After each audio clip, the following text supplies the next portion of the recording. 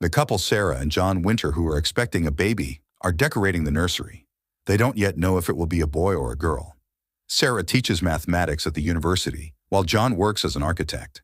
His ex-girlfriend Alyssa Hayes also works at the same firm. She clearly still has feelings for John, but he has made it clear that it's over between them. After work while playing the piano at home, Sarah felt sharp pains and called her husband, but he didn't answer, occupied with clients.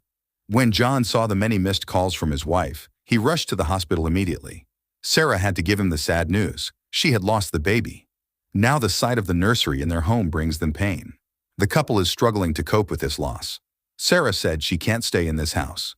John understands her feelings well. The couple decided to move to the Portland suburbs, far from the noise and hustle of the city. But for over a month now, they haven't been able to find a suitable house. Their realtor, Ginny, suggested they either consider options in another area or talk to her old friend, who has lived here a long time and knows all the houses.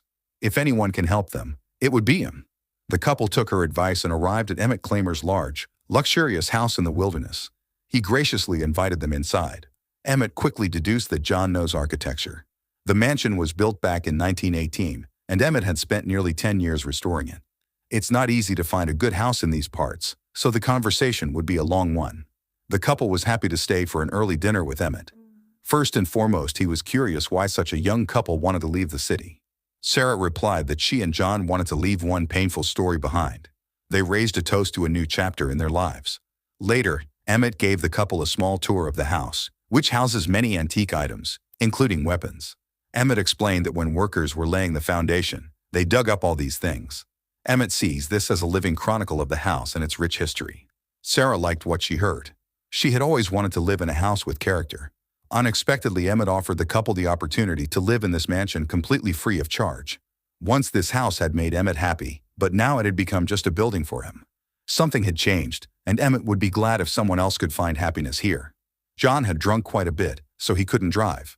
As a hospitable host, Emmett offered the guests to stay the night and continue the conversation in the morning. They agreed. Of course, the owner's offer to live here for free was incredibly generous, but it sounded almost too good to be true. Still, the couple believes Emmett genuinely wants to help them. Upon waking up in the morning, they heard a car starting. It seemed Emmett had left, leaving them there alone. John and Sarah found a note in which Emmett wrote that he considered them a wonderful couple with a happy life ahead. Once Emmett too had been happy here with his family. Now he wanted to leave the past behind and give this house, along with everything inside it, to John and Sarah. But there was one simple condition: never go into the cellar. If they respect this condition, the house will remain theirs. It seemed like a small price to pay for a new life in such a luxurious mansion. However, John doesn't believe it can be that simple. At Emmett's request, Ginny, the realtor, had already prepared the contract, so this wasn't a joke. Everything would be official on paper. Sarah didn't share the husband's doubts, who couldn't understand why Emmett would give them the house. Sarah reminded him that they had invested all their savings in IVF, so now if the house were theirs for free, they could try to have a baby again. In the end, John relented, and they signed the contract. Ginny wished them luck. The couple embraced, hardly believing that they now owned a house they could never have afforded. It was the perfect place to start fresh. John was beginning to believe in it too. The couple moved their belongings here and began settling into the new place. For the first time since the tragedy, Sarah played the piano again. After some time, they hosted a housewarming party. All the guests admired the house. Incidentally, John's ex-girlfriend, Alyssa, also attended the party. She was invited by Zach, their colleague. And although Alyssa was very sweet, giving Sarah a jasmine flower, John still felt extremely nervous. Alyssa just wanted to make sure John was okay. She's always ready to help him, but he no longer wants anything to do with her. Their conversation was interrupted by John's boss, who asked him to step outside immediately. Everyone had already gathered outside, wondering who the strange man standing in the yard was. John approached him, asking if everything was all right. The man advised John to burn this house down before it was too late, as the price was far too high. Then the man simply left. The couple tried to forget about the incident. Sarah met a neighbor, Catherine Conrad. The women chatted for a bit. Catherine told Sarah she hoped they'd settle in well. As soon as John arrived at the office, his boss summoned him. It turned out that Alyssa had accused him of inappropriate behavior. While the investigation was ongoing, John would be suspended from work. He didn't know how to tell his wife. At home, Sarah told the husband about her intention to return to work. John still hadn't found the courage to tell her what had happened. It seemed their perfect life was falling apart. John stepped outside for some air, and his gaze fell on the cellar door. This reminded him of how at the party, guests had wondered what was inside. Alyssa was certain that sooner or later John wouldn't resist looking in. The next morning when Sarah left for work, John, as he'd been doing lately, went for a run. It had already been 2 weeks, and he still hadn't told his wife the truth, fearing it would shatter their idyll. John still hoped to talk things over with Alyssa and settle everything amicably, but his boss had said that was impossible. Even he was forbidden from speaking with John while the investigation was ongoing. John wanted to send Alyssa a message but changed his mind at the last moment. His gaze fell once again on the cellar door. Feeling like he had nothing left to lose, John tried to pick the lock, but it wasn't easy. Eventually, he gave up on his hopeless endeavor. Over dinner, Sarah shared her plans to set up a nursery in the house. But John was clearly preoccupied with something else, and she couldn't help but notice. John said he wanted to know what was in the basement. After all, how would Emmett know if they'd gone in? Sarah reminded him of the contract terms. If they broke them, they risked losing their dream home. The next day, Sarah gave her students a lecture on the butterfly effect, how something insignificant can set off a chain of irreversible catastrophic events. Meanwhile, John left Alyssa a voicemail, asking her to call him back. Inside, John noticed a hidden door and contacted the city archives, requesting the house's blueprints. An archive worker mentioned that the previous owner of the house was Paul McManus. This came as an unpleasant surprise for John. The worker also informed him that around 25 years ago, Anna Claimer's wife had run away from him in the middle of the night, taking their 5-year-old daughter. They hadn't been seen since. After studying the blueprints, John confirmed that the door led to the cellar and opened it. However, the floor was sealed with boards. While Sarah was lecturing her students on chaos theory, John retrieved his tools and pried up the floor, then descended into the cellar with a flashlight. Another obstacle stood in his way. Sarah arrived home and checked the mailbox, unsuspecting of anything. John managed to drill only a small hole. Hearing his wife return, he hurried back upstairs and pretended that nothing was happening. Sarah noticed that lately, John had been coming home from work early. Alyssa called at night. John asked her for a meeting. Alyssa said she'd be waiting for him tomorrow at 2 p.m. at their favorite place. As agreed, they met in the office's underground parking lot. John doesn't understand why Alyssa slandered him. She in turn called him a liar. John had been cheating on his wife all this time, promising Alyssa that they'd have a family together. John realizes he's at fault, but he has no intention of leaving his wife because he loves her. Alyssa threatened to tell Sarah everything. John's anxiety doesn't leave him for a second, while Sarah works on renovations. She's noticed that the husband has started going out for runs more often. For him, it's a way to distract himself. Suddenly, Sarah felt nauseous and decided to take a pregnancy test, which came out positive. She was so happy, believing that this time everything would be all right. But her joy was clouded when she found house blueprints under the bed. Sarah realized that John, despite the owner's warning, had been down in the basement. Alyssa arrived at their home, intending to tell Sarah everything. At that time, she had gone down to the basement. The flashlight's battery died almost immediately, so she had to go back upstairs. Alyssa entered the house without knocking. Not noticing her, Sarah went down to the cellar again, while Alyssa went upstairs and saw photos on the wall of a happy Sarah and John. Sarah encountered that same obstacle. It was clear that John had unsuccessfully tried to break it. Alyssa entered the nursery and saw the positive pregnancy test. She could barely contain her emotions. Hearing some sounds, Sarah hurried back. The front door was ajar. Learning that John had met with Alyssa, his boss said it had been a big mistake. Right now, the best option for John would be to stay out of it. He saw Alyssa's car leaving their home and followed her. John returned home late. Sarah looked thoughtful. When John found out about the wife's pregnancy, he was overjoyed. But she said there was something else. John assured that he hadn't gone into the basement, although he had tried. He promised it wouldn't happen again. Sarah just wants to be sure she can trust her husband. Together, they blocked off the basement entrance. Perhaps some secrets are better left undiscovered. Sarah approached decorating the nursery very responsively, planning where to place the crib and changing table. John thinks she's starting to fuss too soon. Receiving a call from HR and learning that the investigation cleared him of any wrongdoing, John felt immense relief. Sarah overheard the conversation but didn't understand what it was about. John said it was just some work problems that were now resolved. The boss congratulated him on returning.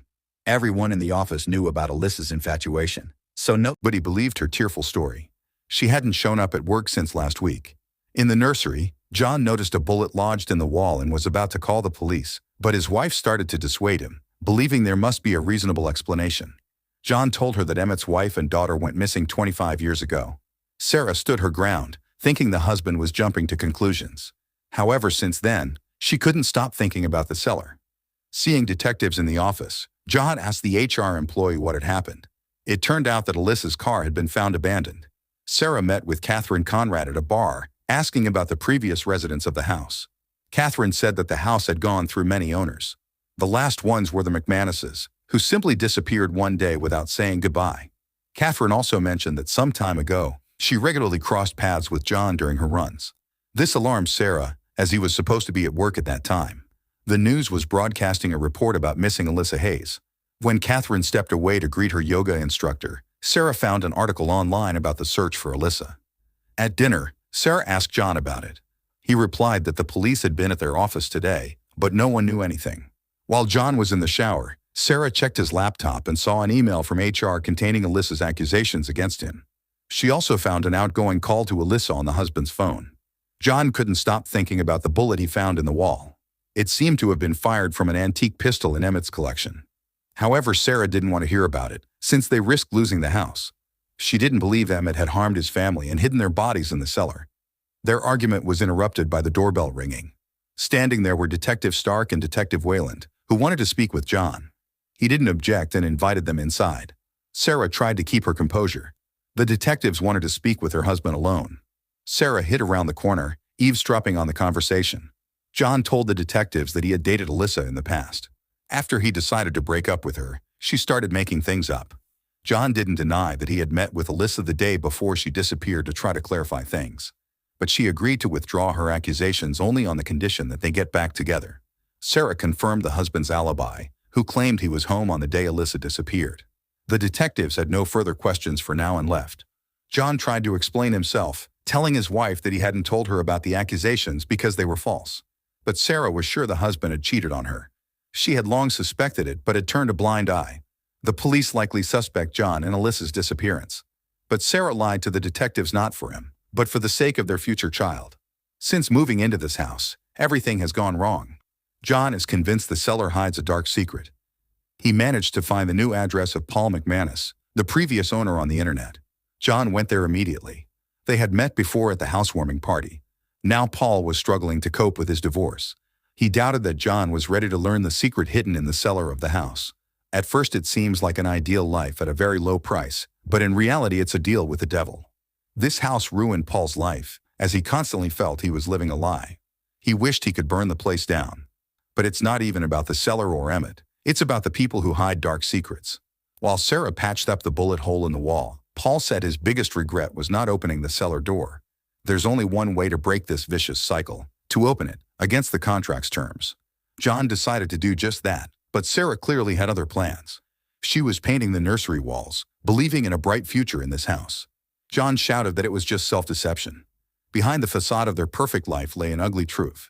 When John began breaking the lock on the cellar door, Sarah tried to stop him. But it didn't work, and she knocked her husband out. John woke up on the couch in the living room. Sarah said she couldn't let it happen. When you open a door, you need to be ready to see what's behind it. After those words, Sarah showed John Alyssa's phone. On that fateful day, Sarah had caught Alyssa in their house in the nursery and pointed a gun at her, telling her to get out.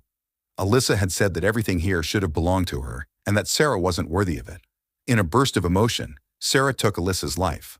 She justified her actions by saying she wanted to protect their perfect life. As a mathematician, Sarah had taken all probabilities into account, with all cause and effect relationships. This was the only option. Sarah hid the body in the cellar, then drove Alyssa's car away. John realized that it was actually his wife who had been driving Alyssa's car that day, managing to deceive him and shake him off her trail. Sarah also got rid of Alyssa's phone, planning everything out. Her only slip-up was leaving a bullet in the wall. John's reaction was predictable, and Sarah knew how to influence him. John intends to turn his wife over to the police. She pointed the gun at him, threatening that if it came to that, she would pin the crime on him. To the police, he's the perfect suspect. If John agrees to keep silent, their perfect life will go on. To Sarah, Alyssa is a minor sacrifice in exchange for the life she's always dreamed of. Now John has to make a choice. In the next scene, we see a party in the house in honor of the future child. It's very hard for John to pretend that everything is fine. Among the gifts, the couple found something from Emmett. He was expressing his gratitude for them turning this building into a family home. Emmett's gift was a key to the cellar. Whether to use it or not is up to them. However, Emmett is confident that the new residents already know what's inside. Don't forget to subscribe to our channel not to miss more exciting new products. Also, the authors will be pleased if you leave your opinion in the comments.